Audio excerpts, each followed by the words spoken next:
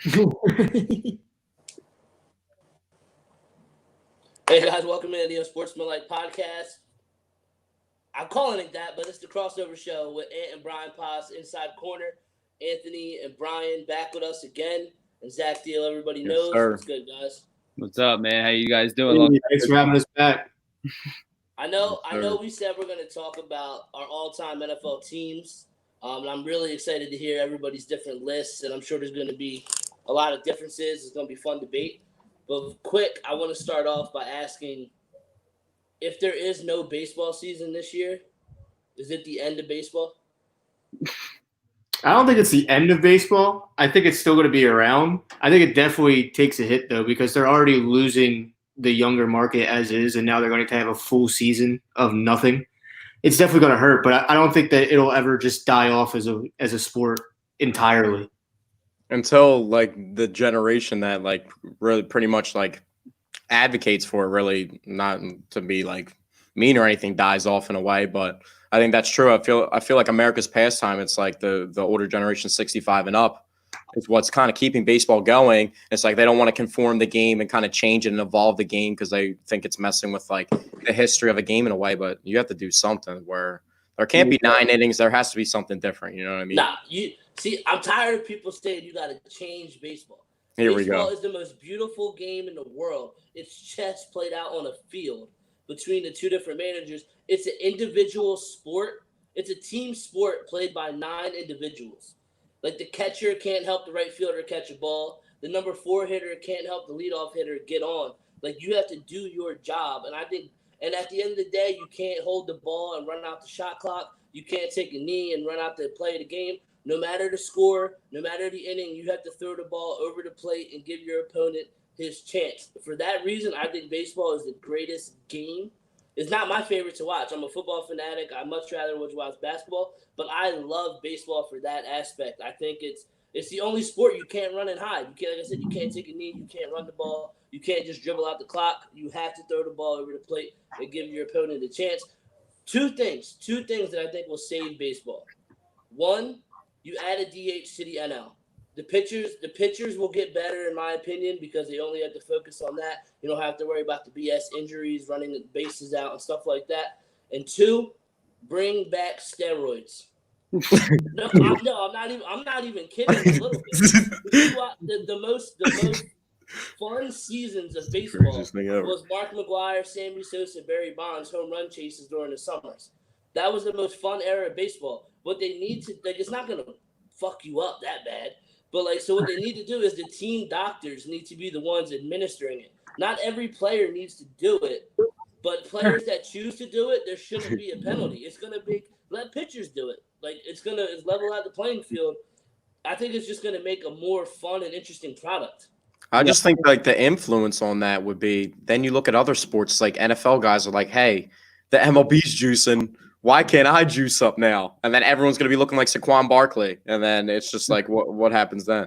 Do you think fans of like the younger generation is like a problem with baseball? Like, because the games are, I agree with you saying it's like the most like beautiful thing to watch. And it's like, it's amazing to go, like to take your day out and go to the ballpark and watch a game and like watch a pitcher's duel. Well, that's what differs here. It's a proven fact. Hot dogs taste better at ballparks. Yeah, for sure. Oh, yeah.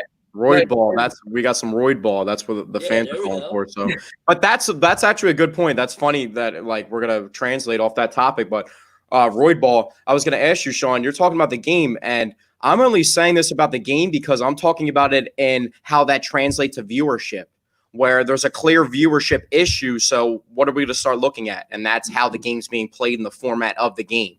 So that's funny that you brought up the roid ball, but it's like, what do they actually have to do? Like people thought since the MLB owns Rawlings a couple years back that they were juicing up baseballs because that they're a $40 million companies owned by $1 billion corporation. You know what I mean? So they're thinking that all this insider stuff's going on and everything. And then really, who knows if it was going on, but now we got teams stealing signs and everything. But then the Phillies were doing it in 1906 with like springboards coming up from home plate and stuff. Like there's always going to be something. My thing is that whole sign stealing thing to me, like, who cares? It's like watching. No, but that's what I'm getting to, Sean. Sean, baseball flourishes off of cheating. Literally, like baseball flourishes off of cheating. like of any sort, whether it's sign stealing, whether it's doing steroids. That's an extreme. You know what I mean? That's hard to administrate actually into the game and make a thing. But like, it's crazy. Pine tar. You know, how many different things is there in baseball? Corks in the bat. Sammy, so like, how many different things in baseball can you manipulate? Moises Alou, right? Peeing on his hands. Yeah. Using batting gloves. Yeah. Pitchers taking LSD so that they can pitch no hitters. Like there's all types of funky stuff going on. So Hall of Fame just off that game.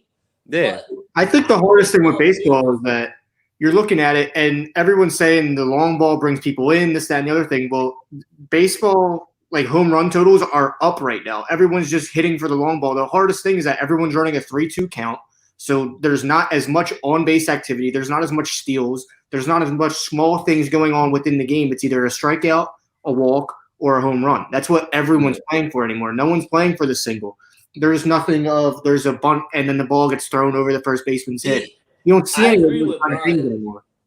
What the home run numbers are up, but the problem is all the other offensive categories are down. Yeah. Like everybody's all about launch angles now, Exactly. exit velocity and stuff like that. That it takes away. Like I went to the Phillies Red Sox game, I believe it was 2 years ago, with a friend of mine who's big into baseball. His dad was my high school baseball coach. And we were sitting there watching, and the game was like 6-5.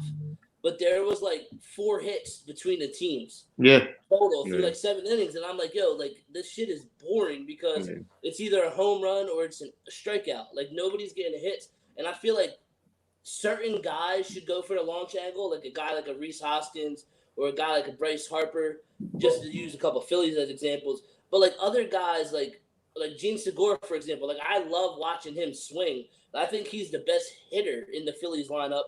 And it's just like those guys have the ability to just put the ball in play. I miss like squeezes, bunting a guy over to second, situational hitting runs. Like I just feel like the home runs are up, and it's awesome to see, but nobody knows how to play like small ball anymore, and I think it takes away from the excitement.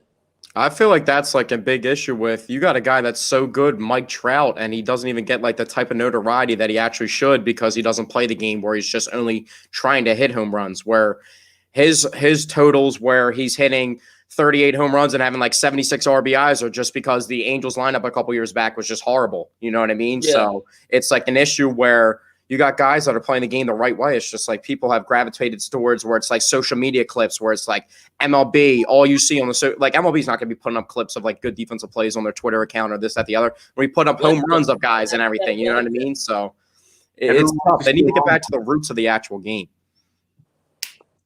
People don't want manufactured runs anymore. That's what I just said. Yeah, teams don't know how to play small ball.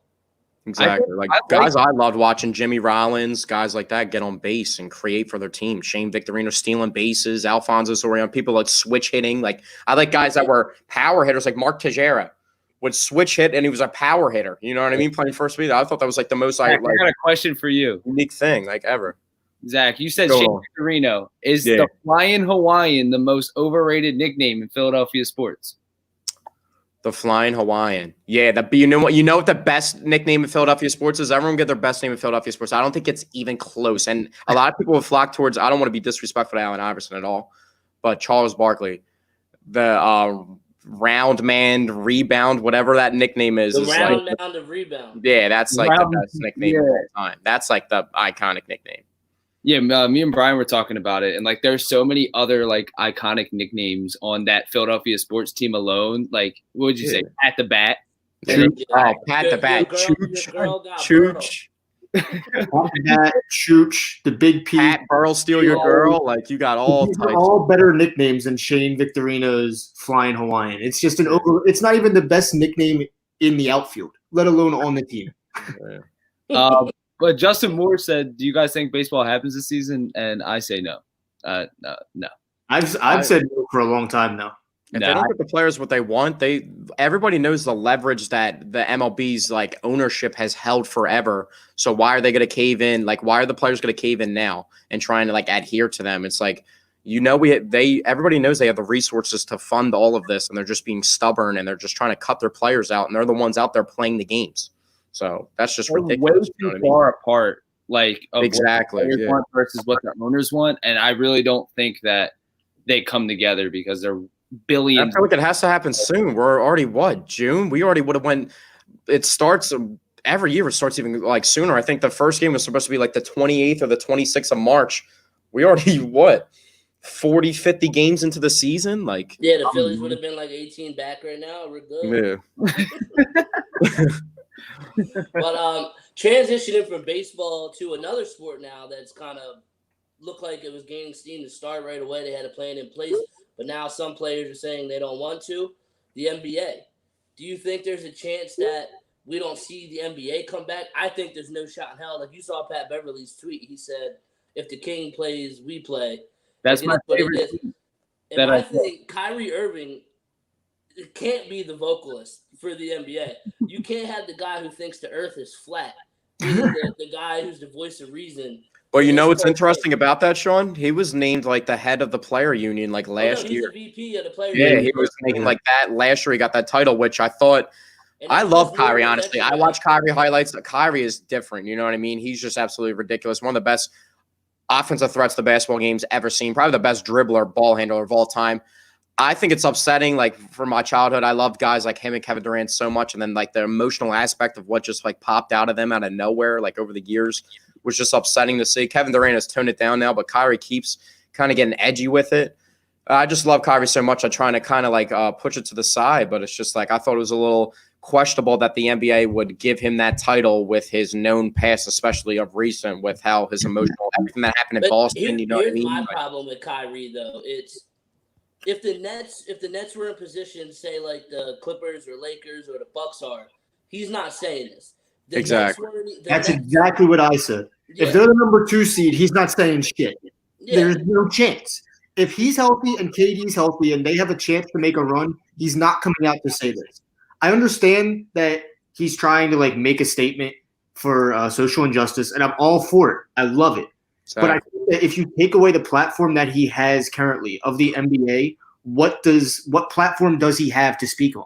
Exactly. So they should be able to go to the NBA games and have peaceful protests and show their displeasure right there, kind of like what the Clippers and the Warriors did when the Donald Sterling thing came out.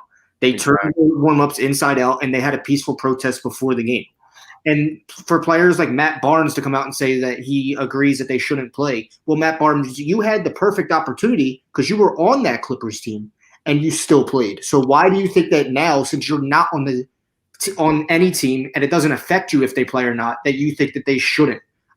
I really think that they need to be out there and use their platform that they have to voice the displeasure that they feel. We don't even hear from a lot of these guys after the season ends. You know what I mean? Kyrie's an introvert. I love Kyrie, being a big fan of him. He'll put up a big statement like every 2 months on Instagram. That's the first time you hear from him in months. So what am I going to hear from him now? And like you said, I'm all for the movement and everything, but these games are a way you can display all of the movement and change. Yeah.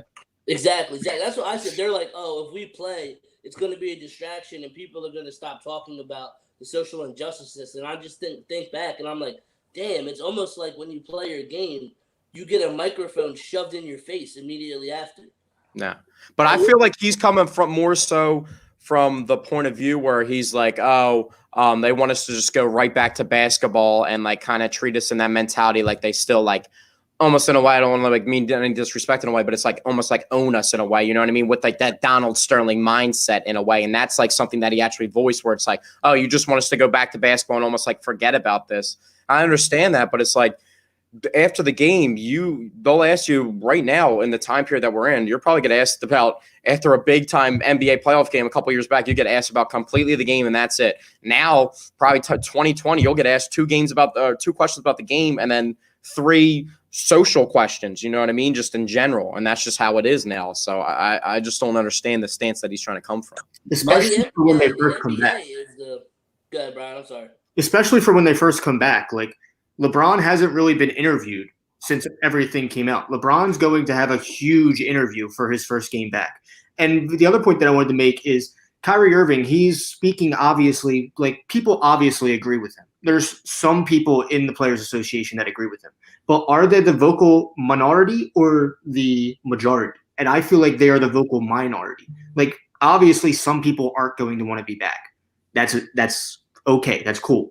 But there's going to be a lot of players that need that kind of money and all of the incentives that come along with being out there. They're going to need those things. And that's what's going to happen. That's going to outweigh what the other option is, which is continuing to sit out.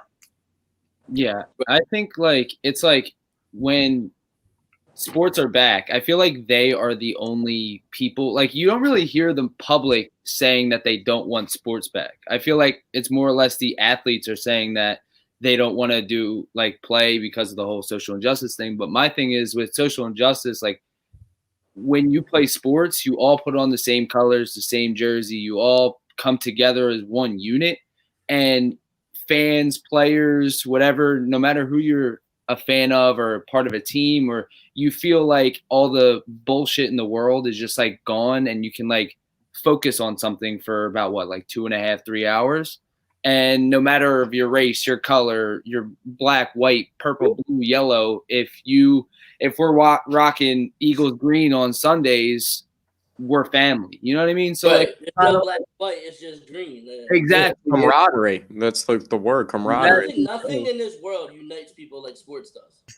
And that's the thing, and that people don't understand that, and for us, us four are being so involved in sports and stuff like that, it's our passion. So when people say that, you kind of take that to heart a little bit. They're like, oh, it's just sports. What if you couldn't listen to music anymore?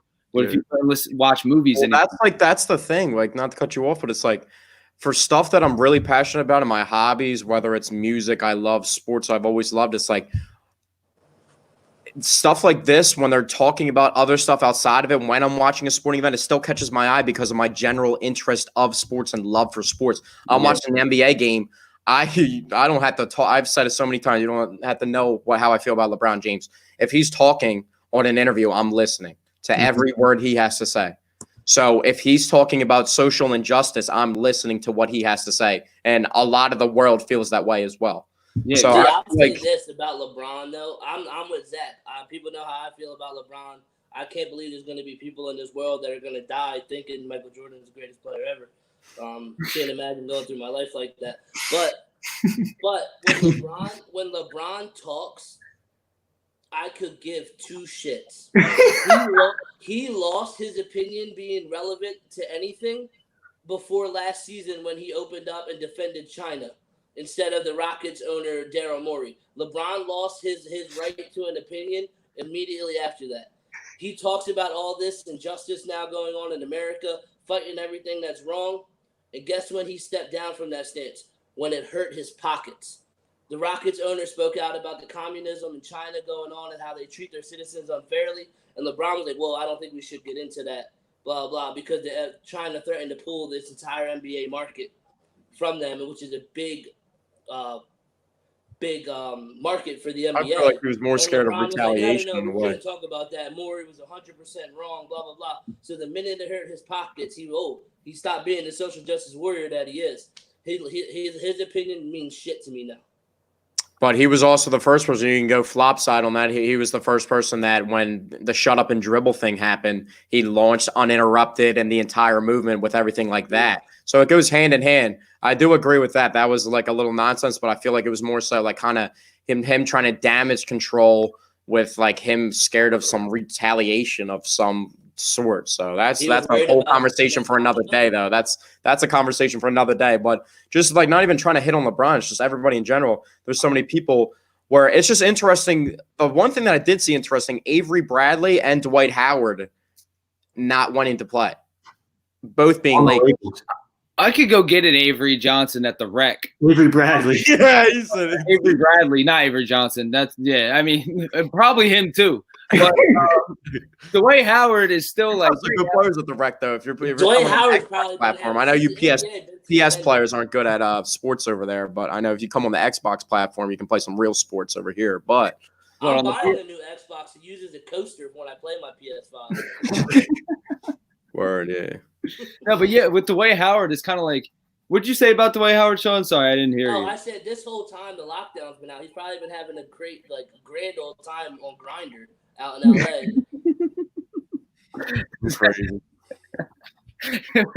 But yeah, it's just me and Bryan got into it, and we were talking about Dwight Howard is like you can like he's what like would you say an impact like what 6th, 7th man on their team right now because like he lost his spot to JaVale McGee.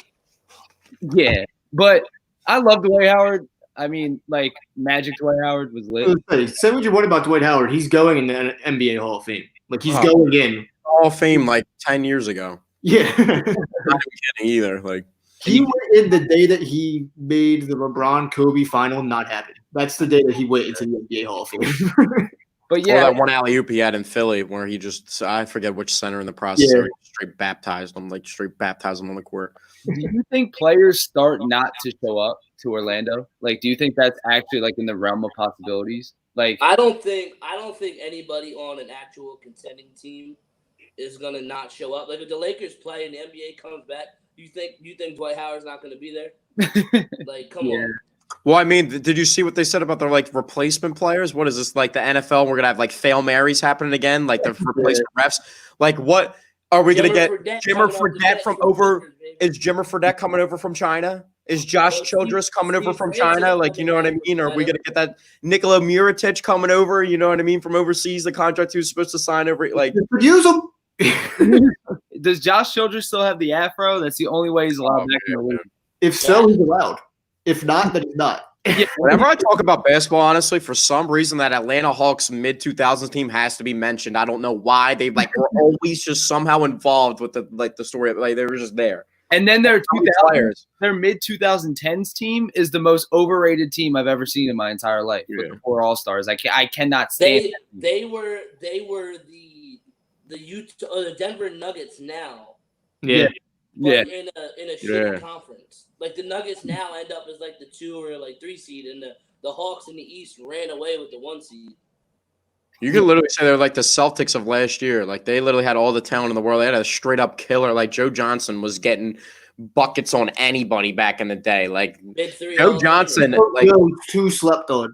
Yeah, Joe Johnson, the 2 guys. Those 2 slept on. If you play a 2-on-2 game at LA Fitness and talk about slept on players, somehow you didn't know who they were, and you pulled up on Deron Williams and Joe Johnson, you were getting absolute buckets handed to you. Like some of the greatest buckets you'll see. Like I remember, I think it was when Andre Miller played for the Sixers. He played for every team in the NBA, but when he played for the Sixers, he tried guarding Deron Williams, and like Andre Miller used to be like really good back in the day. He's like one of the top assist guys, but I mean, he was fading at this point in his career. He was really old, and then bam, I remember Deron Williams killed the Sixers. How Deron Williams gets forgotten, like how good he was at one point. Like when he was in Utah, he was good, and then he just. I got a question for you guys about basketball. I actually put this on my Twitter the other day. Complete all around, when completely healthy, all around game, all around, not just one trait, whether it's shooting, passing, this, that, the other, all around offensive game as a guard. Out of these 4 guys, who has the best all around offensive game? Kyrie Irving, Steph Curry, Russell Westbrook, or Damian Lillard? Right now. Damian Lillard. I'm watching Kyrie, and that's why I was watching Kyrie highlights, and Kyrie's just insane. I always will like flock to Kyrie, but like Damian Lillard just has everything now, like almost everything. He has everything now to where he's pulling up like Steph Curry, and then he's getting to the rack too. But I don't know. I just feel like Kyrie is like his element of finishing is so underrated. Like because when he gets his jumper on and he's just shooting, he takes that hop step to the side and then drives, and he gets to the rim. He can finish with his like left pinky toe. Yeah, and the ball goes in the rim. Like, it doesn't even make sense. Like, I mean, Kyrie's a Robin now. He's a Robin. Kyrie's the best finisher around the rim. Like, out of a guard. He might be the best finisher. But that's why Kyrie might be the best, like, option out of those guys if you want to team up with somebody, because he is a Robin where he could be his own guy, and it depends on how the team's set up and everything around him. But as a Robin, he can actually take on that role. Do you think, like, I mean, we've seen Steph Curry do it with Kevin Durant, but it's almost like by default. You know what I mean? Steph Curry was a 2 guard that was like tried to be a point guard, but he was getting screens set for him, running, catching, shoot shots all day long that people never like accounted for. Mm-hmm. So these other guys, I feel like can Damian Lillard be that second option? Like if Damian Lillard was the CJ McCollum on his team for whatever reason, there was a better player. Do you think he could take on that role and still be effective and have this team in contention? I feel like more so of a guy that just has to like completely have his hands completely like molding the Rubik's Cube himself for a team. I think Damian Lillard would be better as a number 2. You think so? Same. Yeah, I think I feel like Kyrie doesn't get love. Kyrie hasn't he's been hurt in the playoffs so many times. We've the one time we've really only got to see him in the playoffs. Man, there goes that man. You know what I mean? He's pulling up a shot. I watched the game the other day. I actually that was the only year he had somebody carry him to the playoffs. That's true. I mean, a point guard's not getting all the way there. Like he's not doing the stuff that Steph Curry that is such a different mold. You know what I mean? What is that? Let me introduce you to Allen Iverson. AI, yeah. Now, my thing about that is people didn't know Dikembe Mutombo wasn't even on the roster until after the All-Star game that year. Still old as dirt. All get along and everything. He was old as dirt. Who's your guys' favorite random center of all time? You pick up a random center out of the top of your head right now. I'll go first. Samuel Dallenberg. Oh, he's top five. Yeah, easy. Samuel Dallenberg. Anderson Varejao. Which one? The one that was a snake that he played for the Cavs, and then Back the one that got the ring and he played for both teams that played in the finals that year. What was that? He played for the Cavs, and then he went to Golden State and played in the series, and then he ended up getting a ring with them. Come on, bro. Yeah, Spencer Halls all day. My center is Todd McCullough. Spencer Halls, man. Todd McCullough. Ooh. I was going to say Matt Geiger. I used to have a Spencer Hall shirt. Spencer Hall is a classic. Spencer Hall is the epitome of the Prospect Sixers. I'll never forget when he came back. And played against the Sixers, and they gave him a 2.5-minute long tribute video. Yeah. Then he come. He came. That's when he came back with a man bun, right? Out of nowhere, he had a man bun. Bro. Yeah. Spencer Hall from the University of Washington, drafted number 10 overall by the Sacramento Kings. I know a lot about this guy. So I just thought about when you said the Sacramento Kings like that, talking about lottery picks that were overdrafted. Nick Stauskas was all I can see is Nick Stauskas highlights screaming in my mind. Bro, chill. He's the next Klay Thompson. He's fine. Oh, man. We brought on Nick Stauskas and got first-round picks. Yo, I can't even lie. That might be my all-time worst sports take ever. I was hyped as shit when the Sixers traded for Nick Stauskas, bro.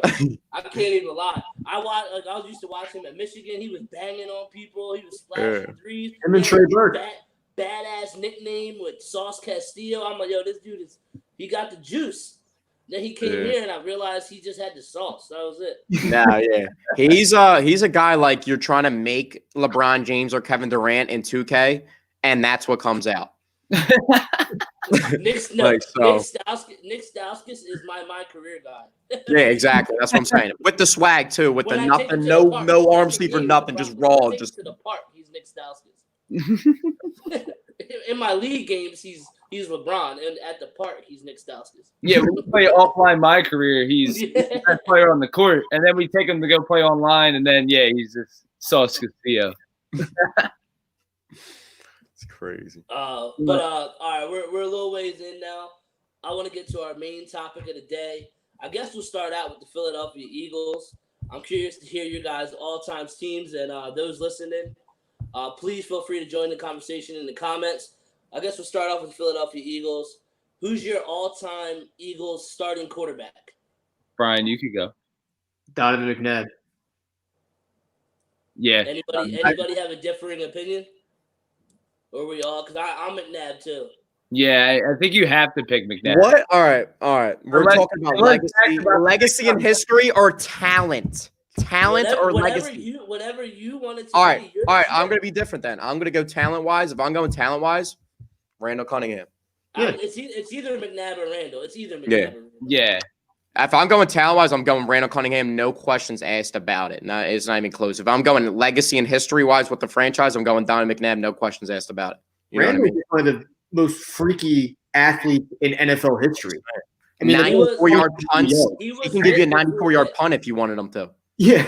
Yeah, he's my all-time Eagles punter, though, so we got the backup quarterback. There you go. That's the Madden cheese right there. That's how you play it out right there. All right, so give me Justin Moore says Carson. I think Carson can get to that point, but right now I can't. Yeah, no, I can't put. He's got a ways to go. Who's your running back? I think this is going to be an interesting topic. Nah, this is what it's going to be interesting. This is going to be good. To me, it's LaShawn McCoy, but there's so many names. See, I go B West. Okay. I want to go B West, and then I kind of want to go Boston Scott. Nah, bro. I was gonna go Reno Mahe. Nah, It's not Wendell Smallwood. I met him at the mall. Yeah, that's his boy. That's You met him at the club? Met him in the club. It's going down. Meet me at the mall. mall. After party. I was at Jalen Mills' after party for his softball game, and I dapped up Jalen, I dapped up LeGarrette Blunt, and then here comes bitch ass Wendell Smallwood behind him. I was like, "Yo, what's good?" Just walk right by me. I'm like, bro, how the two people that see the field clap me up, but you ain't? No, I really liked Deuce Staley, but like they didn't really do Deuce nothing. Staley, dog. Deuce Staley. My mom threw out. I had a Deuce Deuce Staley jersey. My mom threw it out from my childhood. It was an adult size. It was 8 years old. I was waiting to wear it my whole. Now. Just put OC on the back. Yeah, That's what I'm saying. 22. It was fresh. It was like Rydell. It was the Rydell era, like that, like midnight navy green. Oh, I'm gonna go McCoy. I think I like B West. B West is probably my backup running back if we're doing this, but I'm gonna go Shady. I'm gonna go B West. You could go throwback. Like you could go Wilbur Montgomery if you want to. Yeah, like, Wilbur Montgomery, Steve Van Buren. I'm gonna go Corral Buckholder though. No, I'm just joking. Corral Buckholder. I love Corral Buckholder though. No, but I'm gonna go B West actually too. Brian Westbrook just because just what he offers and as a team player in the locker room, I love LaShawn McCoy. I'm not saying he's a distraction or anything, but just a guy that's just like willing to lay down at the 1 yard line just to run out the clock for his arch rival, you know what I mean? Stuff like that. Then you see Miles Sanders influenced by that this year to do that. Brian Westbrook's my favorite player in Eagles history, so I got to go Brian Westbrook. Yeah. Running back, I mean, the Eagles surprisingly are I love LaShawn McCoy. LaShawn McCoy, it's hard to even say. I feel like LaShawn McCoy, I would say, is definitely more talented, but Westbrook is just like, he's one of the most underrated players to ever play football, though. You know what I mean? I like the ability to be able to catch out of the backfield. He was one of the first like running backs that was huge with catching out of the backfield. He's the first guy in college history to ever rush for and receive 1,000 yards in college, and I don't even know if that's been done yet again. Mm-hmm. I'm not sure if it has, and that's at Villanova. So Brian Westbrook has been doing it forever. So I see Clyde Edwards-Helaire. That's why that pick was so awesome to see the LSU kid going to Andy Reid in Kansas City. Yeah, everyone in fantasy needs to circle that one. Absolutely. Now I guess we'll go 2 starting wide receivers. And I'm gonna put this caveat out there now. T.O. is ineligible because he was only here for like a season and 4 games. Yeah. So T.O.'s out. So he's like such an outlier talent-wise, though. It's like I know. It sucks because he was literally probably the most talented receiver we've ever had. But 100%. not even probably he is. No, yeah, it's not close. But like probably never for that long. Exactly. But I'm gonna go with Deshaun Jackson is definitely not. I would say he's a perfect number 2. Say he's perfect number 2. Speed. And then I don't know, probably like somebody like a Harold Carmichael or. That's a great answer. Yeah, I think that. You know who's a name that you can throw in there that I was going to throw in there? I was thinking I'm thinking Jeremy Maclin came off the top of my head, honestly, just because the duo of him, Deshaun. But that's so recent and that's disrespectful to a guy like people forget Chris Carter played for the Eagles for a good time in his career. Chris Carter is a legendary wide receiver, legendary stats. I mean, you could add him on there. Yeah, I'm going to say if you're going, but he became Chris Carter on the. I was saying, but he still had that talent. He was still catching like double-digit touchdowns and stuff. The like Eagles would have Chris Carter and T.O. Yeah, but I just saw Mike Quick and Harold Carmichael. Who? Mike Quick and Carmichael. I like it. Mike Quick. I was going to say Mike Quick was another name that came to my mind. He's just a legend. He's somebody you got to bring up just as the broadcasting skills and everything, just all together. Just him and that's the thing. I feel like the younger generation doesn't realize how good he was as a receiver as well. Like they just it's funny, especially guys that like are talking and announcing the games forever. You didn't even know like people don't even know like the history of behind. Like he was a receiver back in the day. Someone's bringing up Fred X here. Fred X. Bro, quick fun fact. So me and Freddie obviously have the same last name, right? So my mom got me his jersey for Christmas one year, and then when he got traded, I was just using it as a custom. So okay, there we go. I call you out though. I call you out in front of everybody at school if I seen that custom. I'd be like, "That's Freddie Mitchell's jersey. I know that's not a custom." Definitely just in China. It was the black one too. Ooh. Yeah, I think my wide receivers are gonna have to be Carmichael and Deshaun. I was sitting here trying to think of somebody else to be different, but yeah, you got to go top 2, 6'7" Harold Carmichael, and then speedster Deshaun on the other side. Got to do it. I feel like if you don't have Carmichael, it's just wrong because the man's in the Hall of Fame. I feel like you could really honestly throw 3 wide receivers and they're starting. I mean, it's the base set in the NFL anyway. So, yeah. I mean, that's a whole other conversation for another day. I don't want to distract it from the tight end and me bringing up Chad Lewis and LJ Smith. So, I think Chad Lewis is in the conversation for number 2. For breaking his leg and catching that touchdown in the Falcons game. He's in the conversation for number 2, but I think we're all out of our minds if the tight end we're picking isn't Zach Ertz. Yeah. I don't think there's a way that even though right now the best tight end on the team is Dallas Goedert. But I don't think there's a way right now that you could say that you wouldn't take Zach Ertz. Yeah. Like in the history of the Eagles, I don't think that you could really make the argument. Because if someone wants to say that I want Brent Selleck to be able to block, I want to just smack them in the face. Like, why are you even holding this conversation right now? Brent Selleck, give me a break. But yeah, I think it's undisputedly Zach Ertz. It's just like who else would you pick production wise? And I know his blocking isn't top tier, but like in today's NFL, blocking too much anyway. I would say who's really good tight end is that good at blocking besides Gronk? No, George Kittle's like 25 yards down the field and stuff. That's like not even the Eagles' offense. They don't even need like chips like that. They like do so much fast-paced stuff to like outside passes where they're not trying to get chips on defense ends like that. Mm-hmm. So that's not really their game. But I do remember. I think we all remember when Zach Ertz tried to stand up for his teammates and Eric Reed. Yes, in the ground really quick. So that's something that you always have to hold yourself. No yak Zach, never breaking tackles and stuff. Oh yeah, no yak Zach. He has no idea how to run after the catch. Yeah, he'll get the catch, but he doesn't know how to like. If he breaks like one tackle a year, like I don't even know. It might just be a missed tackle. Yeah. But moving on, give me your top 2 starting defensive ends. This is where I think the conversation will be crazy. Defensive ends. DNs. So obviously everyone's going to go with Reggie White. Like, yeah, that's one. Everyone has to take Reggie White. There's no way that you can't. And then after that, it gets really interesting. Is Trent Cole the guy? Are we going to say it? The elephant in the room. Is Trent Cole the guy by default by his production? I mean, Trent Cole was just the underrated guy on a talented team. Personally, holding it down. Cole was my guy, but I mean like Hugh Douglas, Javon Curse. Javon Curse was there for 3. I love Javon Curse too. I love Derek Burgess in that time period too. Derek Burgess was so underrated. He went on to the Raiders. He was like so good on the Eagles. That defensive line. I have a painting in my room from like 2003. It's Corey Simon, Derek Burgess, Javon Curse, that whole D line, and like Hugh Douglas, like Jerome McDougal, like all those guys, like all of them. But I feel like there's guys like there's just the longevity wise, like by default, almost it's like Trent Cole because he was there the longest and he just had that production for that long. Yeah, I think it's between Trent Cole or Brandon Graham. I was about to say, how close is Brandon Graham to the situation to the conversation with the play that he made in the Super Bowl and like how that's etched in history for the Eagles? You know what I mean? Yeah. Even though he was a late bloomer, he took so long to be good. Like we thought he was a bust until like his contract year, like on his 5th year option, and then we're like, wow, this guy can actually play and not just like stuff the run every couple plays. You know what I mean? I'm gonna go Reggie. I'm still going to take Trent Cole. Yeah. I'm going to take Trent Cole for the simple fact of I can't take Brandon Graham because Earl Thomas should still be a Philadelphia Eagle. We should have never taken Brandon Graham in that draft. So I'm going to go with Trent Cole. I mean, did Earl Thomas win a Super Bowl for us, though? You know what I mean? That's the real question. Would Earl Thomas have? Probably. I'm about to say, would he have? Yeah.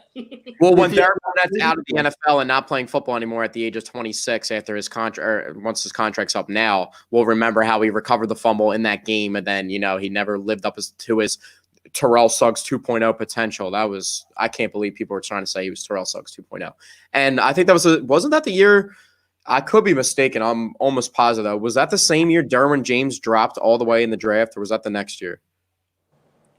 Derek Barnett? Yeah, I think that was the next one. Yeah, I could have been wrong. That was another. I know there was more talent on the board, though. I think a lot of people were generally thinking secondary at that point, and then they ended up going in that route. So I was thinking Reuben Foster, but thankfully they didn't take him because now he's out of the league. So Reuben Foster, man, someone put a montage of him hitting people in college at Alabama. Oh my goodness, that was a Mack truck. Yeah. Now, how about your 3 starting linebackers? We're going no DTs here. All right, we can go 2 DTs. Yeah, we have to. Fletcher Cox and Jerome Brown. Easy. Yeah. That's like 2 of the only jerseys I have in my house are those 2. So that's an easy one. Jerome Brown, legend. Fletcher Cox. I feel like people. 2 seconds. All right, linebackers. This is a pretty deep position. I feel like for the Eagles, not so much nowadays, but all time. Yeah, back in the day, it was like guys like Jeremiah. Like the number 1 has to be Chuck Bednarik. Yeah. Concrete. Bednarik, yeah. What about Chuck Bednarik? You could argue Chuck Bednarik is a top. You can't put anybody like, I don't know how your list goes, top 3. You could argue he is a solidified top 3 Eagles player just because he played both sides of the ball. You know what I mean? Just going both ways and that dedication, 60 minutes, clothesline, and Frank Gifford and stuff. You know what I mean? Like, just like everything about Chuck Bednarik, his name, like just everything about Chuck Bednarik is just screams legendary. Chuck Bednarik, Bill Berge, and my boy Trot. I gotta get some Trot love in there. Some Trot? Okay. Yeah, I love Jeremiah Trotter. Yeah, my list too. My all-time favorite Eagle. I'm gonna go crazy on you guys right now. Michael Kendricks. I'm throwing Michael Kendricks in there. Michael Kendricks was my favorite player. He was supposed to be the leader of the defense. Michael Kendricks was supposed to be traded for Marcus Mariota, Fletcher Cox, and 2 first-round picks to acquire Marcus Mariota. It didn't happen. And he should have been. Very glad. No, it should have. Fletcher Cox involved in that trade. Horrific. Yeah. But that's Chip Kelly and what he does for you. But no, just for real, Michael Kendricks, that was just me by default. He was my favorite player, like on the Super Bowl team and everything. And Michael Kendricks early in his career was really, really, really good. Like really good. He was behind Fletcher Cox, was by far the second best player on the defense for a very long time. And then he just like started fading. I don't know if the insider trading was just like there was too much on his plate, him trying to do both of those things at one time. He wore the Apple Watch at practice. I knew there was something more to. There was not like Michael Kendricks is walking from Philly. There was way more to it. Like people were telling me that. I'm like, listen, you guys don't understand how impactful Michael Kendricks was seen as like the generational piece of our defense at one point. He's not going to walk at the age of 28 after winning a Super Bowl. I knew there was more to it. And then once the insider trading thing came out, I was like, oh my God, that's crazy. And then really good stand-in. So Seth Joyner's a really good stand-in, but someone that I want to say that doesn't get pub because of all the concussion injuries that he got, Stuart Bradley. Oh man, Stuart Bradley, man. 3 years, and then he had too many. The kid that they got now in this, what was it, the 7th rounder, or was it the undrafted kid, Sean, the Temple kid, the linebacker they signed? Sean Bradley. Bro, he reminds me of like a splitting mirror image. He just the second I seen him signed and everything, I'm like, dude, that's like Stuart Bradley 2.0. Except the kid they got from Temple stinks. Yeah. Stuart Bradley was pretty good. He has some issues. There was some funny names. Moses Foyku, like Omar Gaither.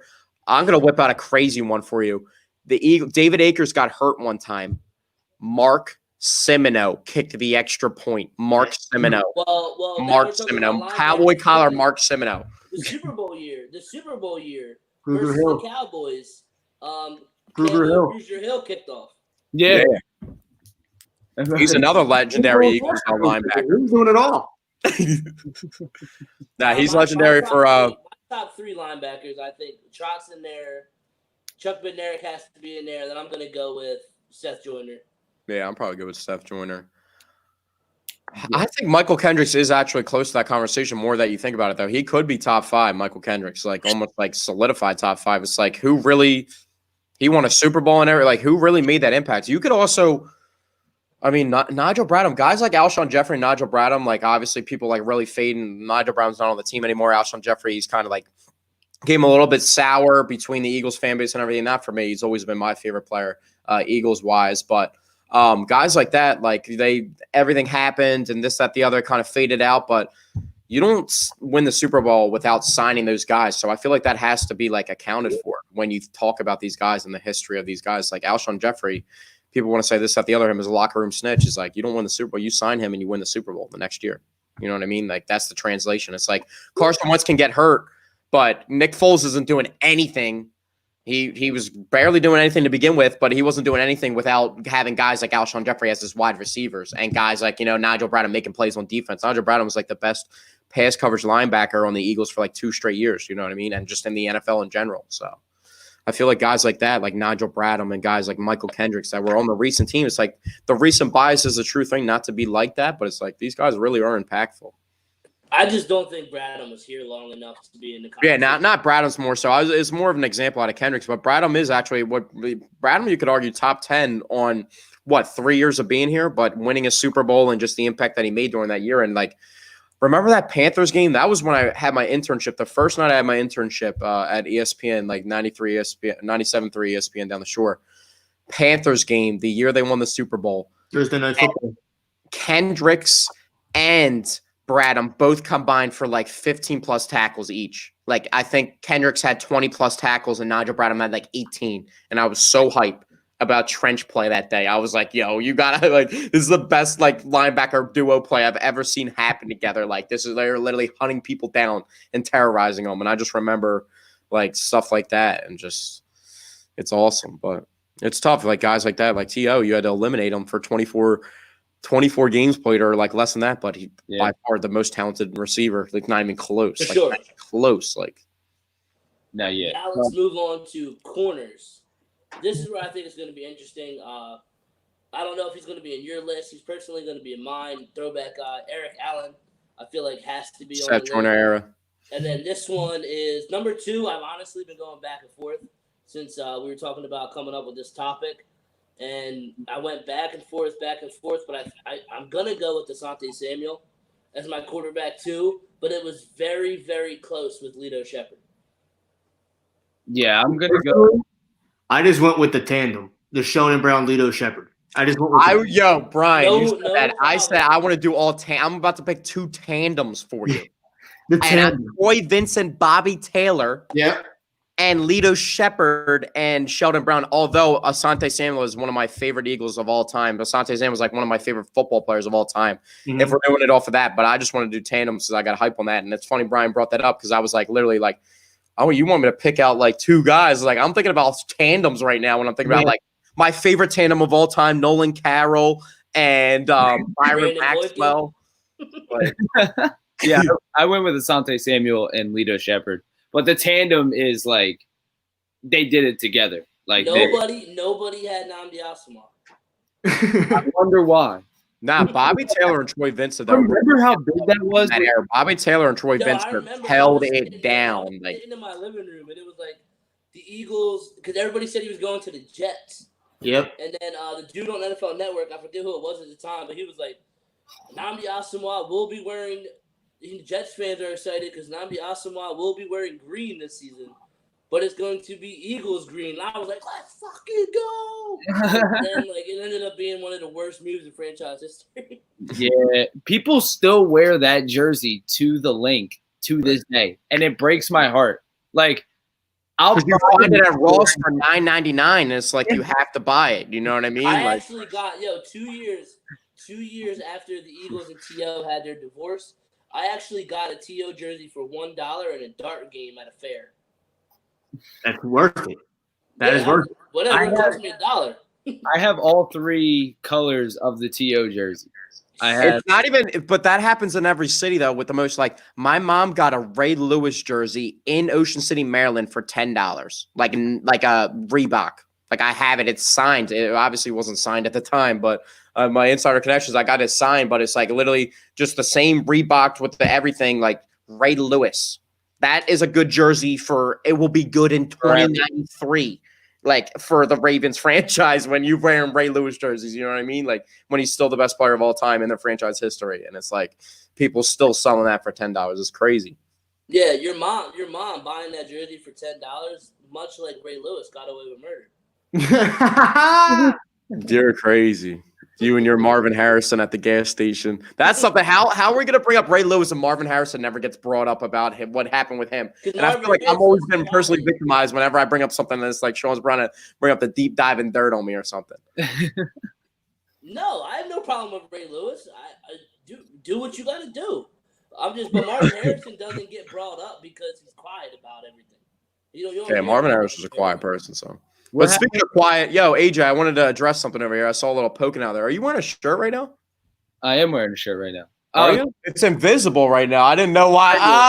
Okay, it's John Cena. That's why I couldn't see anything. I was so confused when you started that sentence. I was like, huh? I was like, what is going on right now? I saw it like 2 minutes ago, and I saw the two knuckles fisted up. John Cena's my favorite wrestler, and not even close all the time. I saw it. I was like, I had to bring it up. Like, I have a better one in the closet, but this one is like the go-to. I got one with him with the belt, the spinner belt with Batista on the other side with the I'll get it in a second. Yeah. We're gonna give a 5-minute shout out to WWE. We have to move on with this list. The safety doesn't even have to bring brought up though. You know what I mean? Brian Dawkins. Who's the other safety next to Brian Dawkins? Malcolm Jenkins. Yeah, I think so. Actually, Malcolm Jenkins. There's some classics though, like Quentin Michael Lewis back in the day next to them, guys that were pairing up like that. I know people that used to babysit like Quentin Michael's kids and stuff. Like it's just funny. Michael had a good career because after he left here, he went to the Rams and actually had a pretty good career for them. Michael Lewis was low key pretty good too. Like he just, obviously they weren't Brian Dawkins good, but I mean it's hard, especially with Brian Dawkins. It's not like a guy that like stands up for one trait. Like this guy's sacking the quarterback and then he's getting a pick the next drive, and then he's making the running back fumble, and then he's in the backfield again getting like he's doing literally everything. Yeah. And that's why he's like an outlier. You know what I mean? So just real quick, because I don't want them to feel neglected. Who's your kicker and punter? Dave. Sav Rocca and Dave Akers. Dave, dude, who remembers Sav Rocca? What's this dude's name on the oh my god, I know his name on backup Tavares Gooden. Yeah. Tavares Gooden, backup linebacker on the Ravens. I don't want to use the word baptized. I want to find a better word because baptized isn't even a word. Like I don't even know, like a culture change. Like just send them to the mental institution. I don't even know what I would say happened. You guys remember that preseason play? Yep. Where Tavares Gooden like went out of his way to annihilate Sav Rocca, and he literally annihilated him, like literally put him in the dungeon. And I was like, he was never the same. And then he went down to Washington. Yeah, that was one of the biggest hits outside of. There's not a bigger hit I've ever seen in football history, not even close. 2008 AFC wildcard or AFC Championship. Fucking Willis McGahee, Ryan Clark. That's by far the biggest hit I've ever seen in my life. Both guys were down on the ground for literally like 15 minutes each. I thought they were both dead. Like, I've never seen a bigger hit in my life. My punter is personally Sean Landetta because he was the last player to rock the one bar. Sean Landetta. Speaking of Sean's, Sean Considine is my favorite safety in Eagles history. Okay. Bold statement. Okay. I'm just going to leave you on that. But getting on to that, since we finished up the list a little here, my favorite guy is John Cena. Did you like wrestling, Sean? No, I don't watch soap operas. Oh, here we go. Here we go. What about you, Brian? We're moving on. We're moving on from this guy. I participated in real wrestling. How you try and claim you're a Miami fan and you don't even support The Rock? No. I watched it when I was young, but I haven't watched it in 15 years. Who was your favorite growing up? The Undertaker. Oh yeah, The Undertaker. Yeah, The Undertaker. I actually just told my sister that I was going to do the Tombstone Stunner tour the other day. I think there needs to be like more like elements of like WWE entrances like added into like sports or something. Like I think after every like imagine how disrespectful it would be every Steph Curry 3, there's like a whole on entrance or like celebration like 30 seconds or something on the court. Like how much more demoralizing those shots would be. Like John Cena is the LeBron of wrestling. Oh yeah, like, John Cena is like a bunga. You hear it like the second you hear it, it's coming on, it's ready to go. Like so, I was always a Friday Night SmackDown more than Monday Night Raw. So that's why I'm more Undertaker. Okay. Those were so good. When they used to make the video games instead of being like 2K, whatever they make it now, I haven't even played it. When it was WWE SmackDown versus Raw. Yep. Man, those video games were so good. They had the one where Batista was on the front. That thing went crazy. Hold on, I'm gonna get that shirt. That's all. Right, let's see what you got. He just turned around and his fucking doctor. Wow, he's gonna do it like that. I thought he was gonna have it like the shirt I on. think we're gonna have it on. Oh, I'm not putting it on. So you got like John. Ooh! Oh, like, yo, that's fire with the ticker roster at the top and bottom. Is that Carlito? Yeah, he's like Carlito. And then on the back, it's got like the big WWE thing. It's from like WrestleMania 22. That's fire. Yeah, but speaking of wrestlers, because I just saw him on that shirt, I actually got the chance to meet Kurt Angle. Did you really? It might have been the most disappointing experience of my life. Because the dude, I don't know if it was all the years from wrestling, because like he was an actual wrestler before he went to WWE. He was like an angle lock, dude. We all know. But he also just did a shit ton of steroids. And when I met him, he could barely walk because of, I guess, the toll on his body. But, dude, he literally was, like, moving like Yeah, he's damn, Sean. You know, you sound like a big time hypocrite because we started the show off. You were talking about steroid juiced up baseball, and now we're ending the show with you talking about these dudes suffering from all this like PTSD from all these steroids and stuff. We can play back the audio. I said, I think, and what happened? Kurt Angle was on steroids and put on a great performance for everybody who watched. That's what the baseball players would do. And what did I say? He still lives a normal life. Yeah, his joints are a little fucked up. But what did I say? When they give the players steroids? I said it's going to be a more entertaining product for the fans, and the players won't get that fucked up. I didn't say there wasn't a side But that's like the WWE's mentality, and you're not with it. That's what I'm trying to understand. I'm trying to understand why you're not with it, like for the WWE's sake. But like baseball, you're like, yeah, let's give these guys some juiced up baseballs. I never said cranking them out the park, and let's do it. Like steroids. Feed them whatever you want. I just won't watch. I don't understand how the WWE is essential. Like they're doing it. Yeah, the Florida governor like claiming it essential for the economy and everything. That was crazy. Thing is, sports should be back with full stadiums. We just got to call the games protest. Nobody will say anything. You're allowed to be in a crowd as long as it's called a protest. Yeah, because my thing is, it should be like everybody should. What was it? New Zealand was the first country to welcome back sports because they haven't had like a case in like 3 weeks or something. But like, people are gonna get sick. People are even like 5-10 years from now, somebody's gonna get sick at a football game, or somebody's gonna. I'm sure, like you've gone to a baseball game, probably a football game, like late November, early December, in the freezing cold rain, and you come back and you're a little sick the next day. Like, I don't know. Stuff happens. I don't know. I would just want to be able. Sports just isn't the same without fans, and it's just like I want it so bad, so that I'm willing to accept the product without the fans. But like, imagine the NBA Finals, Game 7, Kyrie hitting that shot with nobody in the stands. Well, that's the greatest point. Going back to the very beginning again, if you can't attend a baseball game, like it really is. Like, are you going to be watching it on TV? Yeah. I mean, Sean is, but I'm not. I'm probably not. Dude, I live in Tampa. Like, I can't even watch Phillies games on TV. They're not even on at the bar. I literally watch every Phillies game streamed on my iPad. But I know, but that's like the diehard mentality being in sports, like in sports media and stuff. But like the less connected, more casual fan that kind of likes baseball, it's not really like that. They more so want to support their city in a way, and they. Who's on the Phillies? Bryce Harper, you know what I mean? Those one of those type of fans, and those Bryce Harper and that's it type thing. Like they might not even be. They're probably not going to be tuning in anymore, going to games or anything if they can't go to the games. It's like that was like what we were hitting on. Going to the game, the experience of going to a game. If you're not the biggest baseball fan, that's a whole nother thing. That's like an event compared to like actually sitting down and watching a baseball game and like liking the sport. Like that's just like a whole other thing.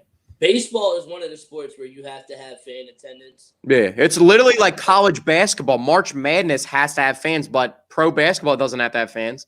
But March Madness has to have fans. You know what I mean? It's like March Madness. You know what I mean? The players flourish off that type of influence. Yeah. Personally, like when it comes to football, I would much rather watch football on TV than actually. 1,000%. Yeah, I like being at football games, but like the way they kind of like incorporate everything now on TV is like you can get so much more in depth into the game. 100%. Because like I love the atmosphere being at the link on Sunday night against the Cowboys. Like there's nothing like it in the entire world. But I think football is one of the few sports that you can actually like. I prefer to watch at home. I'm 100% the opposite. Yeah. So I'm the guy that I love to go to like live sporting events, and if I deem it to be like essential enough, I'll come home and watch it again on TV. So all the Eagles games that I go to that are away, I record them and watch them when I'm home again to like see like the nuances. Yeah, I do that. Yeah, I do that as well. Yeah. But like there's just something to be said live at a football game. It's an environment like no other. But football's hard because like so much stuff can happen that you don't even sometimes you can't even see where the ball's at depending on where your seats are at. You know what I mean? There's so much little things. It's like I'm in the stadium and Julio Jones goes up on 4th down on the opposite side of the stadium in the 4th quarter with less than a minute left for the game-winning play that decides the game in the playoffs. Mm-hmm. And I'm on the opposite side of the stadium. I have no clue where the ball is up. I see Jalen Mills, Sean's favorite player, Jalen Mills, go up to defend the pass. And I'm just like, yeah, it's over. Julio is catching this ball. It's a touchdown. It's over. And then I see the crowd reaction. I have to form but then it's like, you know what I mean? You're engaged the entire time. It's like there's no commercial breaks. Just like a cut through the entire time. It's intense. You know what I mean? And there's no distraction. I was there for that game, and I swore, and I was sitting like right there to see it, and I still swore that Julio was going to catch the ball. Even when Jalen Mills came down. You see Julio Jones go up, and you see Jalen Mills on the other end. You know, even though Julio wasn't going to catch it because it was in the end zone. It's a fact. He's the only great receiver I know that never catches a touchdown. And it's so annoying in fantasy football. While we're talking about the NFC South, Zach's boy, Skip Layton, commented, Larry Watford out there, what do you guys think? He'd be your best O-lineman. I think me and Nick went at it today, our producer, on Facebook. He was claiming that Larry Watford wanted a lot of money, and Skip is a Saints fan. That's why he's bringing it up. He would want a lot of money. I don't think anybody – he literally got cut because of Cesar Ruiz. You had to do this to me, Zach. We got the surprise pop, and he's popping it. So, here's my thing. I know Larry Wolford wants at least $10 million. He wants at least $10 million, and he wants at least 2 to 3 years. I just can't see that happening. I see the Kyle Long, Chris Long connection working a lot better. Kyle Long is coming out of retirement. He's already tweeted out that he's put on the 50 pounds to get back into the offensive lineman shape. I mean, Chris is going to sell his brother on here. Beats his teammates over the head with helmets in training camp. That's cool, man. Get him ready. 1 year, $4 million. Kyle Long. Kyle Long's not coming off of 3 Pro Bowl seasons. That's fine, dude. You can't spend this money. If they bring in Warford, Jason Peters, then they'll cut Brooks next year and save $15 million. Won't have to face edge guys. I don't think you cut Brooks ever. I think you ride it out. He's such a good player. Like, he's just that good. Brandon Brooks healthy is just that good. He's like almost like arguably the best player in your offense. Like, I got a question for Skip because he wants to come at our Eagles. Who's playing quarterback for the Saints this year? The blind guy or the racist? Yeah. Or Taysom Hill, the future franchise quarterback. Yeah. You know, LaDainian Tomlinson has more career completions than Taysom Hill. Don't come at LT like that. That's my second favorite running back, and LT is like the creator of the halfback pass. He's got like 6 touchdowns or something in his career. He was throwing dimes all the time. The Saints felt comfortable in releasing Larry Warford to keep a quarterback that's going to play maybe 7 snaps a game for them. Who maybe he's going to start if Cesar Ruiz goes down. Maybe you see what's his name taking some snaps at guard. Who knows? Taysom Hill playing guard. Yeah, Taysom Hill playing some guard. We'd love to see it. He said the old man's coming back. Yeah, he can keep throwing them slants to Michael Thomas. Darius Slay gonna have him in prison come December. Ask Bryan about Drew Brees. There's like a low-key rivalry between Philadelphia and New Orleans going football-wise. There has been for a while, like brewing. It's been like 2 years now, but it's starting to get like really intense, like to the point where I don't know, like another like non-division rivalry that's like really heated in the NFL. It's like trending towards like that level. Who do you guys have? Drew Brees as a top 5 quarterback ever? Ever? Yeah. Ever? Yeah. Yeah, just because of every year he's almost leading the league in yards if he's not injured. I mean, that's impressive to me. Like 70. So who is in your top 5? Who are you taking out of everyone else's top fives to I'll give you my top 5 right now, right off the top of my head. Tom Brady, Joe Montana, Peyton Manning, Drew Brees, and Dan Marino. So you're not putting Elway in there. That's probably my exact. Dan Marino could be argued. Dan Marino arguably has like the best like arm in NFL history. Dan Marino. I think Dan Marino's in there as well. I don't think Drew Brees is. I think that I could sit here and argue that Aaron Rodgers should be in there before Drew Brees. Aaron Rodgers, talent-wise, Aaron Rodgers is the best TD to in ratio of all time. I think Aaron Rodgers. You know how I feel about him. I did the film study for you and everything, but Dan Marino, we're talking about Dan Marino on the flip side. You can go like the Aaron Rodgers argument. Dan Marino was 23 years old and broke the passing touchdown record in the NFL at the age of 23. Mm-hmm. You know, that's like Patrick Mahomes level stuff. So you can even argue now everyone's almost fading off of Aaron Rodgers because of what Patrick Mahomes is now. Yeah. You know what I mean? That's almost how I feel. I'm like the biggest Aaron Rodgers fan. It's like Pat Mahomes almost like makes me kind of forget about him now. Like Marino threw for 5,000 yards in an era where throwing for 4,000 was a lot. Yeah. He had the Mark tandem of wide receivers out there, like 3 guys named Mark, all catching the ball from him, just like turning up. Yeah. I have the exact same top 5 as Zach, except I would have Marino and Brees switched. I would have Brees 5 and Marino 4. Yeah. That was more so off the top of my head. Like, I don't even know if I'd have Peyton, honestly, that high. Just because of how he fell off at the end, and like the fall off was like such a coattail hang, in my opinion, of like that last Super. He really has one. He has 2, but like one, like him being the guy earned one. But you can't even say like, oh, he only has one. He was the starting quarterback. I was gonna say, because then you can start taking away some of Brady's, because Brady was getting carried by his defense for a little bit there. Yeah, but Brady, like last time Brady like lost in the Super Bowl too, he's like he should have beat the Eagles. He's putting up like 515 passing yards. You know what I mean? Like, just going crazy. Now I see Skip said Breeze did it with no one. I wouldn't call Marcus Colston, and I mean he wasn't the best. Marcus Colston is good. Lance Moore, guys like Lance Moore, Marcus Colston, they weren't like anything crazy, but they were definitely players. They're better than the Eagles were putting out there before Deshaun Jackson. What hurts Drew Brees' stock now is that Kirk Cousins is his daddy. Yeah. Drew Brees has successfully thrown for 5,000 yards, and in those seasons, he's done it 5 times. 3 of those years, he had a losing record. Yeah. I think Drew Brees is the king of the hollow stat. And how much does Sean Payton go into that? Yes. Yeah.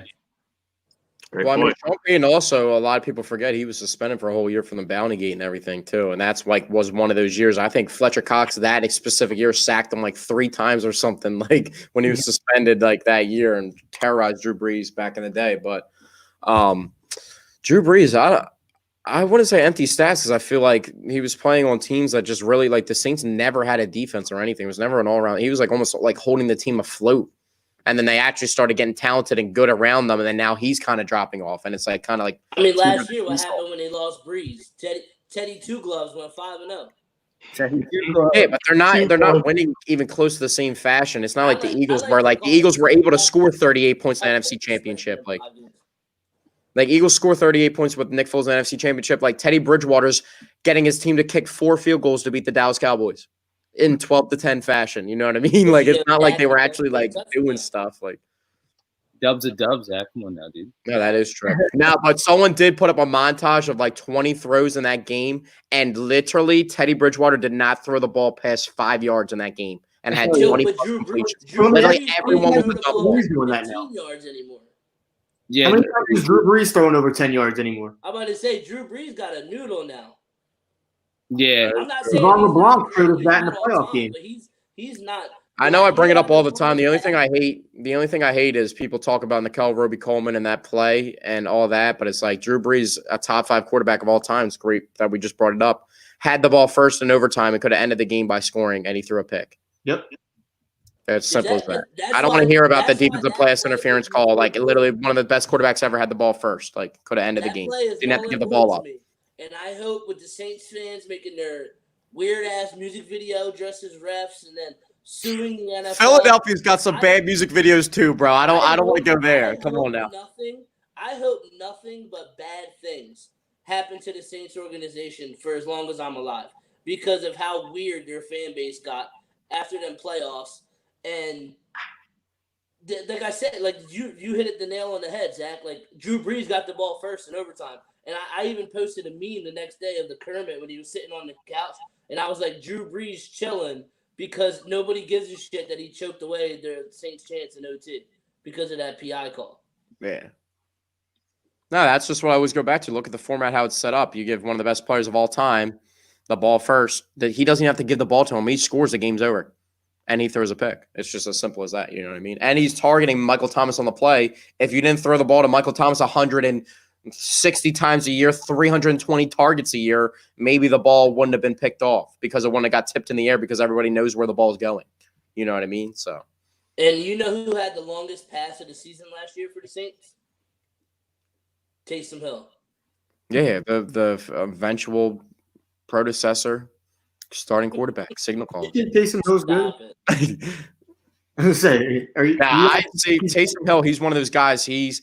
I like guys a lot when I'm like one of the guys I don't really know about them. They're underrated in a way, and then once they get the notoriety and everyone's on them, I'm like, yo, I don't even like this. Like that. BYU. I used to watch Taysom Hill at BYU.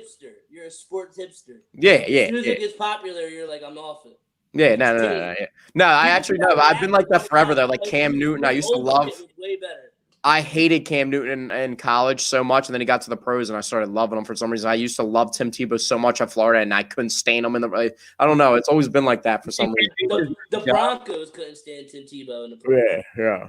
That's one of the most iconic NFL plays ever, though. That first play of overtime, 78-yard Drew Brees-esque slant to Demaryius Thomas.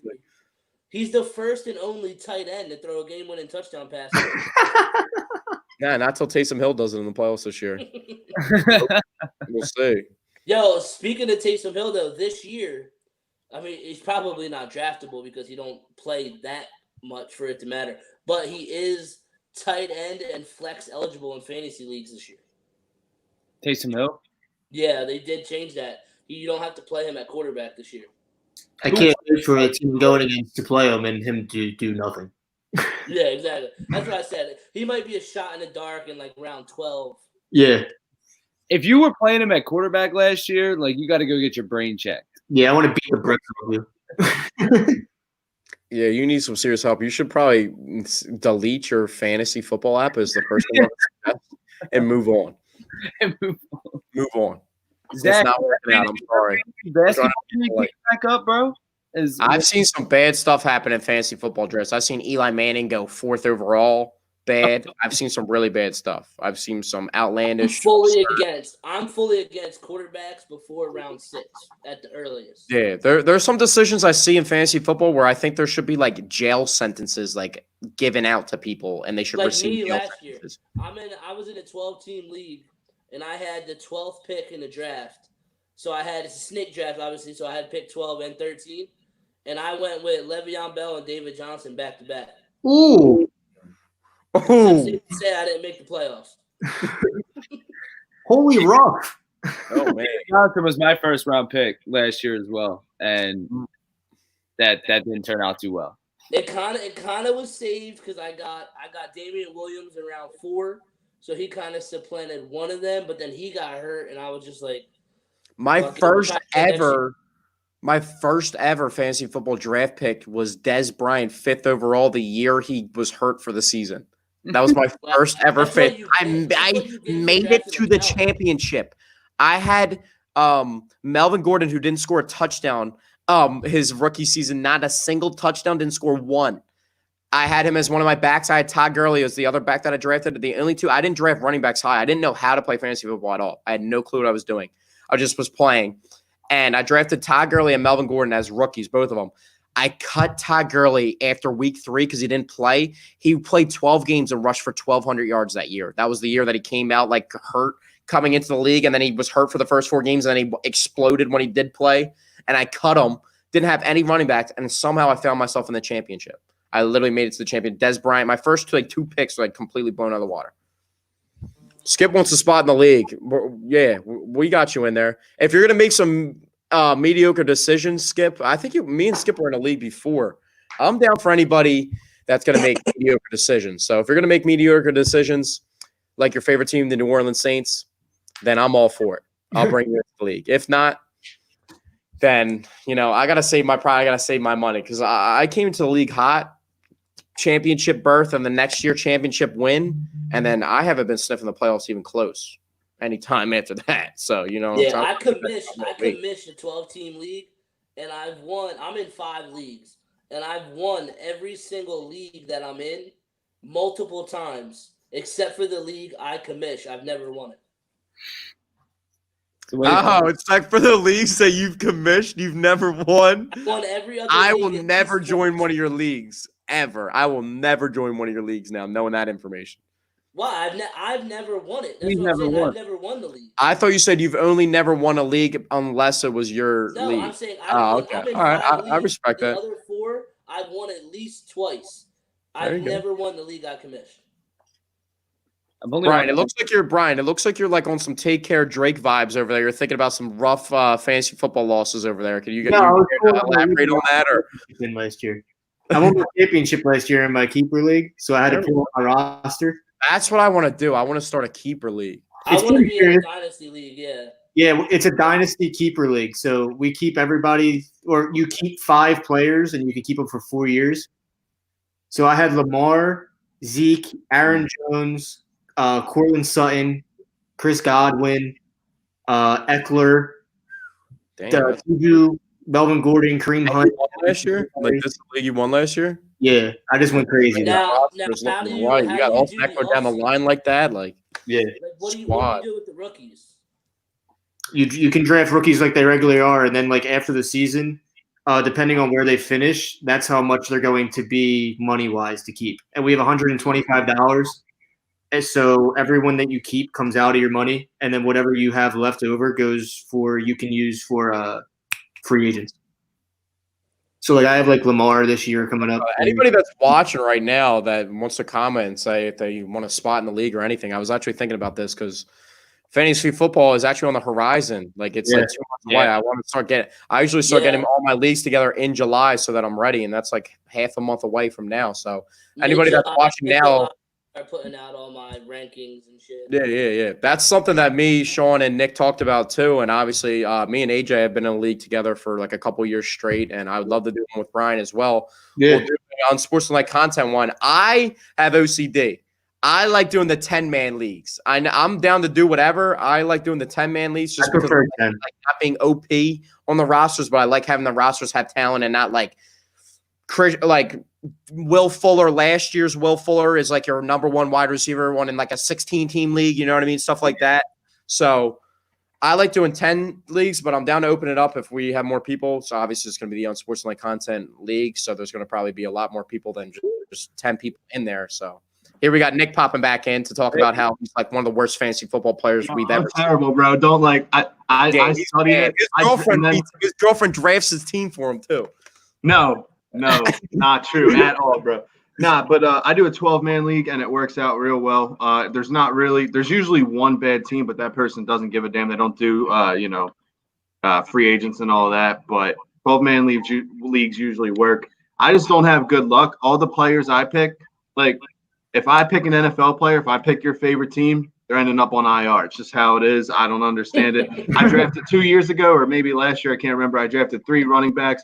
Dalvin Cook, Devontae Freeman, and somebody else. All 3 of them were out by week 2. My first 3 picks were out by week 2 on IR. So that's what the GM at the Lions says too every year. I just have bad luck, bro. I had Deshaun Watson last year, and he completely just took a shit in the second half of the season. I had Deshaun Watson, DeAndre Hopkins stack, and I thought I was like, outplaying everybody in the league. And then I just like after week the first week they went crazy together. Remember that Saints Texans game to open the season last year? How crazy that thing was. That was a great game. Red Hot Locks of the week 1. Saints Texans over, baby. Yeah, that was a great game. When's the betting podcast coming back? Like when are you officially bringing it back? If there is, it normally comes out if there is a college football season. It'll come out the week of the first college football game because they normally start before the NFL. But it will be back this football season. And if those who are listening don't know, I'm the host of The Green Zone, the most profitable sports betting podcast in the Philadelphia market. And my track record backs it up, not just gas. Fact. Unless you're looking at the hat that he's displaying right now on his head. If he's talking Miami, don't listen to his take. Anything else, he's good for. My first red hot lock I gave out last season was Miami +7. Unranked Miami +7 versus number 8 Florida. Miami lost that game 24-20, so that was a casher, pal. I actually remember that game. That was a night game, right? That was like the turnover. I was there. The game was in Orlando. I drove down to it. I'll give you that one. I'll give it to you. No, I don't really give out the Eagles or like my favorite team. It all depends. I personally. Well, no, that's why I asked you, because I asked you about when the pod's coming back, because when the NBA comes back, are you going to be doing that as well? Well, when football is over, I stopped. I couldn't record every night to keep up with the basketball and basketball's so hard to keep up content wise. Basketball is just. There's just so much going on. It's like a revolving door. 30 teams, 13 games every night. You know, West Coast games start at 11. Like football, I try my best. I get 3 hours of sleep during the basketball season. 3 hours of sleep. Just for reference. But I do post every day my picks for the my picks for college basketball. Right. I don't record. It's too many games. There's too much shit going on. I can't record every night. But for football and NFL and college football last season, I went 85, 47, and 4. There you go. And then for college basketball / NBA for this season, up until when it got canceled, I was 77, 51, and 5. Okay. My favorite thing Sean posts is when he's like, the lady with the money. She's like, I've seen that video so many times. Because I win every day. Like that's my thing. I'm like, bro, if you're not following by now, you just hate money. Like, I think a lot of people are just scared to like do the initial thing with sports betting. It's kind of like they're like, oh, how am I going to put $100 on a game? Because like the thing is, you have to bet more to win a lot. Like, and there's all probability. You hear down the grapevine. You hear somebody like, this dude just won $100 on this game, and then you talk to like 5 other people and none of them won bread. But those 5 people and you are all like on the come up trying to keep betting until you win. But then that one person like hits, you know what I mean? And it's like, you may never even get to that point. And I know so many people like trying to chase the numbers. Like a week 1 NFL parlay when the lines originally opened up. I already did one. The payout is $500,000, but I mean, I'm probably not gonna hit it because I bet on every fucking game of the weekend. Yeah, just for shits and giggles. As soon as the lines opened, I was like, why not? Yeah. But my thing is, I used to have people messaging me like after the podcast or whatever, like after the football games wrapped up, and they'll be like, "Damn, bro, almost had a winner this week," and I used to message them back and be like, "What do you mean? I went like 8-1 with my picks," and then they're like, "Oh yeah, no, but I parlayed all your picks," and I'm like, "Bro, you only parlay the picks, like you don't bet them straight." And he was like, no. I'm like, "Then you're never gonna win, bro." I was like, I do this shit for a living, and I hit maybe 2 parlays a season. Like, I'm like, yeah, that's my problem. I like a parlay's like such like a safe, like comfortable thing to do. If you just wanna like add like an extra little excitement to like the games you're watching, then by all means parlay. But if you're actually trying to make money off of sports betting, then you can have a parlay. But every game you parlay, you have to bet straight too. Like every game I give out, I'll put in a parlay and then I'll break it down. I'll find like the 3 I really love and I'll parlay them. But like there's like my game of the week that I give out is my red hot lock of the week. Like I'm normally going 500 on it.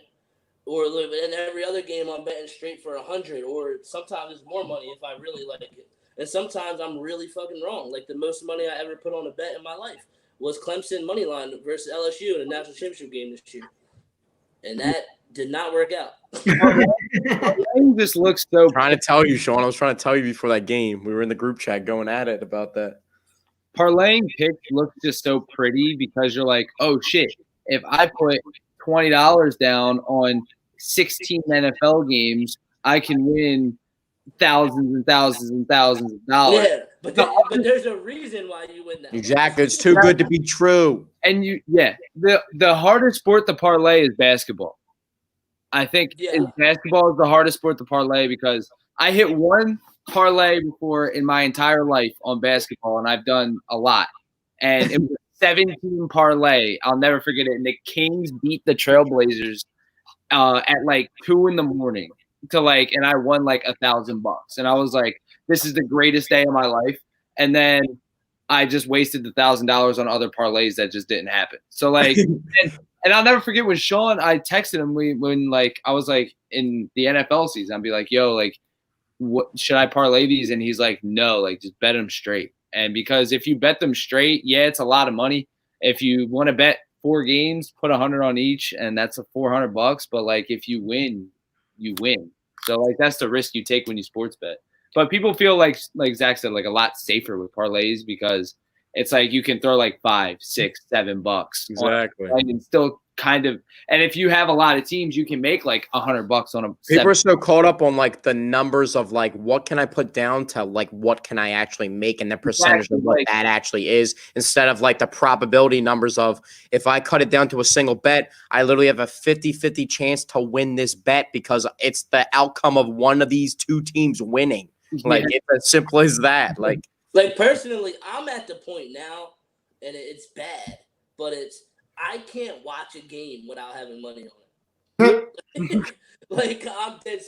Even if it's just like a game that I don't like put out as my red hot lock, like even if it's just a game that I honestly don't feel either way. And there is games, if you listen to the podcast, there's games where I'm like not loving it. Like my money's not going to be on it, and I'll never give out a game as a pick that I'm personally not betting on. Like why would I tell you to risk your money if I'm not risking mine? But there is some games that I come across and I'm just like I don't have a feel either way. I don't really like the way the number is. But personally, like there wasn't a lot of Monday night games I gave out as my red hot locks. But you bet your ass all 17 weeks, I had money on a Monday night football game. Oh yeah. And Thursday night, I never ever will rarely give out a Thursday night game just because they're the biggest wild cards. But again, you bet your ass every Thursday night game, I had money on it. I have like too much pride to lose that I don't want to like bet because I don't want to like just can't like take the fact of losing. But sometimes if I'm really bored and I'm not like the biggest bettor, but sometimes I'll like randomly bet. I bet on a Jazz Trailblazers game this year. And the Trailblazers were down 25 going into like the third or fourth quarter. And out of nowhere, with 5 minutes left, it was literally a 2-point game. Zach, and I put $10 down to win like $450 or something. It was like a really big amount of money, and it was like a single bet. Did a crossover show about the Jazz. Yeah. They made me add a new factor to my betting formula called the PF. I bet on the Trailblazers though. Don't cover spreads. They don't ever cover spreads, no matter what. Yeah, no, see, so I was about to fall asleep. It was a West Coast game. I'm about to fall asleep. And you know, like the updated like production line of like when you're watching like the ESPN box score and it'll say like 18-foot jumper made by blah blah blah. It said like literally 5 times in a row, like CJ McCollum, 18-foot jumper, CJ McCollum, 16-foot jumper, CJ McCollum, 8-foot jumper. And like all that was showing was Portland Trailblazers players scoring. And I'm looking at it because I was like, I had money on it and everything. I'm like, oh, that's kind of crazy. I look at the score. It was literally, I think I remember it was 83-60. They were getting blown. Joe Ingles is hitting corner threes and stuff, just like the Jazz way. And then I turn the game on, and Melo takes the last shot when the game was like a 1-point game or something. Melo takes this horrific air ball, Rudy Gobert on him, and it, like airballs it. And Damian Lillard was like sitting there, but he doesn't want to call out a legend in Melo. But he's like, dude, come on, bro. Like maybe 10 years ago, you could have took this shot. But I mean, now you know whose team it is. Like, give the ball up. And I lost money. I shouldn't have been mad about it because it was like for them to even come back from like 25 down to even that situation. I thought it was crazy, but I was already like committed to like that new vibe that I was on. You know what I mean? I was already like, all right, well, now this money is being made. And then I see Carmelo thinking that he's 2012 Carmelo. And losing me money. And I tweeted about it. I put up some crazy rant tweet about him. But we have an NBA update right now. Joel Embiid got his driver's license. Finally. He's asking for car recommendations. What can we're going to end the podcast on this. What could we help Joel Embiid out and recommend him to get as a car? I say dune buggy. Just because I want to see him in like a little dune buggy or something. You know what I mean? A little punch buggy or something. Like a he needs a little Volkswagen, a little punch buggy or something. He needs a what? Something with the room. He needs something with some leg room. He's gonna cop a G-Wagon. G-Wagon? Ooh. I'm gonna go with like the Escalade, like ESV, like the big giant one, like the Suburban, but it's an Escalade. Yeah. Yeah. He bring like whole crews with him when he's going out and like going on like out to the bars in Philly and everything, just walking around, bringing like whole crews of people with him. How long does it take until he gets pulled over? Yesterday. I could see him driving with his like legs out the window, and he's got like 7'2", his 7'2" toes like out the window, like something. Watch him get like a Jeep and like hang his legs out the side. And, I could see him driving in like a small car, and his head is out of the sunroof, looking over the windshield to drive the car. I just know his first stop is going to be the Chick-fil-A drive-thru. Oh yeah, and he's gonna have to wait in that 45-minute long line. Oh my god, he's gonna get pissed. Nah, then everyone's gonna clear out. They're gonna see it's Joel Embiid. Everyone clears out, and he gets his food. And there you go. Exactly. Or he's gonna get Matisse to just make the run for him. Like he just hit up Matisse, put him in the group chat. I'll text Matisse on the low, like, yo, go get us some Chick-fil-A, and don't ask me any other questions about it. That's crazy. That was so funny, that story comes in. Like, for a dude to be that talented, and then you hear he's like literally ordering 5 milkshakes and eating them on the bus and stuff, like lemonade and all. It's just that guy. There's nothing that surprised me about that guy. Yeah, me either. No, he's one of the best characters in all of sports. Oh yeah, for sure. Without a doubt. But we had just hit 1:30, but I mean, this show was fun as hell. Topic, I could sit here and talk all night. So much fun to do. Listeners chiming in, appreciate you guys. But make sure you check out Ant and Bryan on Ant and Bryan Pods. Follow them at Ant and Bryan Pods on Twitter. I believe it's the same thing on Instagram, right? It is. Yeah, okay. And then also the InsideCorner.com. I know Bryan just dropped an article earlier about the top 5 replacements for Brandon Brooks. I noticed that on Twitter. So make sure you give that a look if you want to find out who the top replacements are. Look. And we're going to be working on planning episode 3 because every time it's a blast. You know, we don't even the other topic list. I send people topic lists for every podcast that we've done, and Sean does as well. We literally hop on here 5 minutes before and never say a single word of what we're going to talk about, and it's just all raw. And this is what happens. So. It's cool to like do something different like that rather than like we could just like we got into a bunch of different stuff, and it's like refreshing for the both of us to just like. All 4 of us to just come on here. So thank you guys for having us on. Appreciate it. Yes, sir. Absolutely. Anytime. Episode 3. Well, most likely we had a space out of episode 1 and 2 in like 2 weeks. So maybe beginning of July, we'll have episode 3 for you guys. So it's been a blast, though. Yeah. All right. Crossover Podcast, episode 3, America. Yes, sir. We'll talk to you guys next time. All right.